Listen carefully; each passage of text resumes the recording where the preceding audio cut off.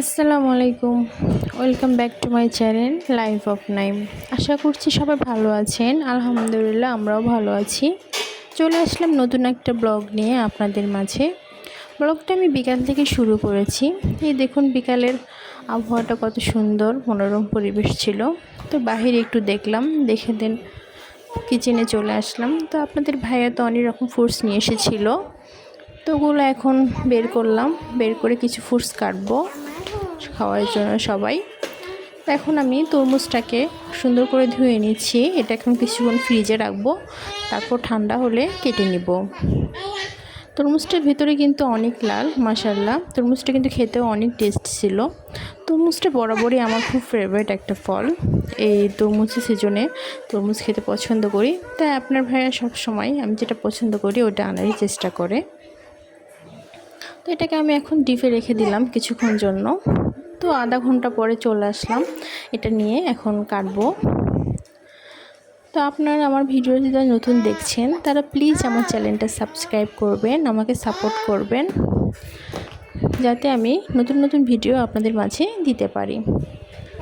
তরমুজে কিন্তু এই মাঝের যে অংশটা কেটে দেয়, এটা কিন্তু একটা খেতে বেশি মজা। তো এটাকে আমি সুন্দর করে কেটে নিচ্ছি। আর আমার ছোট বাবুটাও কিন্তু একটু একটু খাওয়া শিখেছে, আর আমি ভয়েস দিচ্ছি, আমার পাশেও খেলছে, দুষ্টামি করছে। তাই শব্দ হলে কেউ কিছু মনে করবেন না, এটাকে ইগনোর করে নেবেন। তো তরমুজটা যেহেতু পুরোটা নর্মালে রাখা যাবে না, তাই আমি এটাকে একটু বেশি করে কেটে রেখে দিচ্ছি, যাতে ঠান্ডা হলে যখন মন চায় বের করে খাওয়া যাবে। আমার মতো আপনারা কে কে তরমুজ পছন্দ করেন তারা অবশ্যই কমেন্ট করে জানাবেন। আর তরমুজটা কিন্তু সিজনেই খুব ভালো লাগে খেতে। বছরে কিন্তু সারা বছরই পাওয়া যায়, তবে সিজনের সময় একটা আলাদা টেস্ট।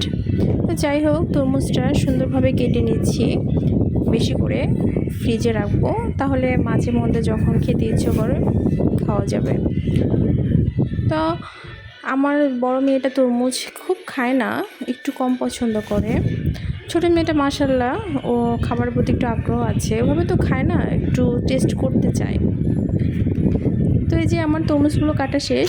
এটা দেখতেও যেরকম সুন্দর লাগছে, খেতেও কিন্তু মাশাআল্লাহ অনেক টেস্ট ছিল, অনেক মিষ্টি ছিল। তো সন্ধ্যাবেলায় তরমুজ খাওয়া শেষ করে ফ্রুটস আরও কিছু খেলাম, দেন এখন চা খাবো। বাইরে কিন্তু অনেক গরম, তার মধ্যে চা আমরা লাভার আছি, চা না খেলে একদম ভালো লাগে না। তো আপনাদের ভাইয়াও চা পছন্দ করে, তো চা খাওয়া হবে। চাটা ঢেলে এখন ওকে দিব, দেন আমিও খেয়ে নেব। আশা করি আমার ভিডিওটা আপনাদের ভালো লাগবে। ভিডিওটা না টেনে ফুল ভিডিওটা দেখতে থাকবেন। চা খাওয়া শেষ করে একটু রেস্ট করে রাতের বেলার জন্য ইলিশ মাছ বের করলাম। তরকারি আছে, তো ভাবলাম যে ইলিশ মাছটা ভাজবো, শুধু পিসগুলা, আর মাথা আর ফিসা যে আছে এটা রেখে দিব। গরম গরম ভাতের সাথে কিন্তু ইলিশ মাছ ভাতা খেতে অনেক মজা লাগে। আমার তো অনেক ভালো লাগে, আমার ফ্যামিলির সবাই পছন্দ করে। ইভেন আমার ছোটো মেয়েটাও অনেক পছন্দ করে, মাশাআল্লাহ। আমার মেয়েটার জন্য সবাই আপনারা দোয়া করবেন। তো এখন আমি ইলিশ মাছ এটাকে কেটে ধুয়ে নিয়েছি প্লেটে। এখন এর মধ্যে একে একে লবণ, হলুদ, ধনিয়া গুঁড়া, মরিচের ফাঁকি সব কিছু দিয়ে সুন্দর করে মেখে নিব। দেন এটাকে গরম গরম তেলে ভেজে দিব। তো এটাকে মচমচা করে আজকে ভাজবো গরম গরম ভাতের সঙ্গে খাওয়ার জন্য। আমার মতো ইলিশ মাছ ভাজা আপনাদের কার কার ভালো লাগে অবশ্যই কমেন্ট করে জানাবেন। এটাকে এখন ভালো করে মেখে নিচ্ছি পুরো গায়ে ইলিশের। তো ইলিশের কিন্তু ডিমওয়ালা ইলিশের কিন্তু খেতে অনেক মজা লাগে। তো যাই হোক, আমার ইলিশগুলো মাখানো হয়ে গেছে, এখন আমি এটাকে ভেজে নিব। তো এই জন্য আমি একটা প্যান বসিয়ে দিয়েছি। প্যানটা গরম হলে ওর মধ্যে তেল দিয়ে দিব। দেন এর মধ্যে তেল গরম হয়ে আসলে ইলিশ মাছগুলো দিয়ে দিব। তো একে একে আমি এর মধ্যে ইলিশ মাছগুলো দিয়ে দিলাম। এখন এগুলো সুন্দর করে ভেজে নিব।